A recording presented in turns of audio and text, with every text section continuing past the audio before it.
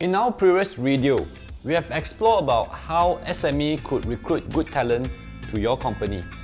Today, I'll be sharing how to retain the good talent.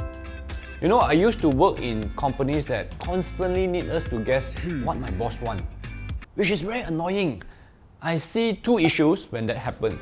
One is either the boss don't know what they want. Second is, it's just a waste of time for me to work day and night on the report, and then when I submit to him or her, that is not what they want. So this links to the ask versus guess culture that might exist in different family or different workplace. The ask culture encourages people to ask and clarify things. They are direct and they are transparent. Whereas the guess culture is the opposite, where they want everything to have a shared expectation.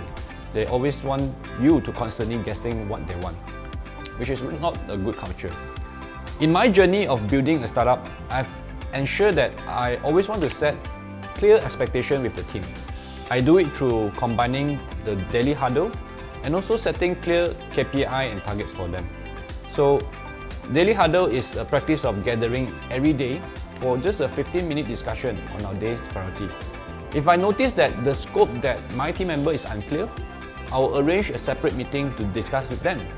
This will ensure that they are at most blur only for one day. And I'm a firm believer of building strength.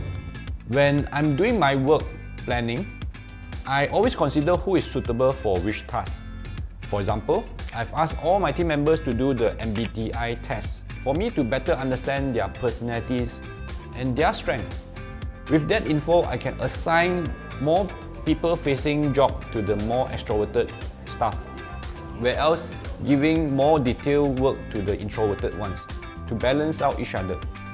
You may consider getting your team to do the Strength Finder test in the high5desk.com to explore that. Giving recognition comes in many different forms. There are public versus private. There are material versus immaterial. There are from peers versus from superior. You have to test a few times before you understand which work for your team, because each of your team member will have different personality and they will respond differently. So I find that a simple gesture of thank you can go a long way. So be generous with it. It's free. Besides, an authentic compliment on your team member on the positive things that they do also works. For example, I would praise my team members that their PowerPoint design is good, right? And he or she will manage to design into a professional manner. Or another time, when I see there's improvement in their work, I will just say, great, your article has improved. Now it's more precise and for your presentation. The fourth point is about dehassling our work. It involves three dimensions: people, system, and process. On the people side, we need to ask, are we getting the right people to work? I believe that beyond just team building and team dinner perks, what great talent look for is to work with other great people. So we need to dehassle the people side of things to ensure that we are getting the right talent. On the other side, on the process side, we need to constantly revisit the processes that we have built over time to ensure that the obsolete processes are removed for unnecessary work. As you remember, in my previous company, we found out that there are 300 man-hours being used each month to produce reports that nobody reads. It's just pure waste of time. Whereas on the system side of things, we want to track whether the system that we are using is processing efficiently. Sometimes a simple 10-second wait for the loading time can add up to significant time wastage over time and across the department.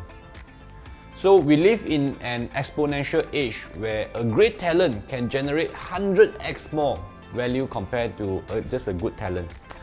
For example, hiring a great programmer or videographer is easily better than hiring 10 mediocre ones, because the better apps that they develop or the better video that they can create will generate much more impact due to the amplification effect of technology.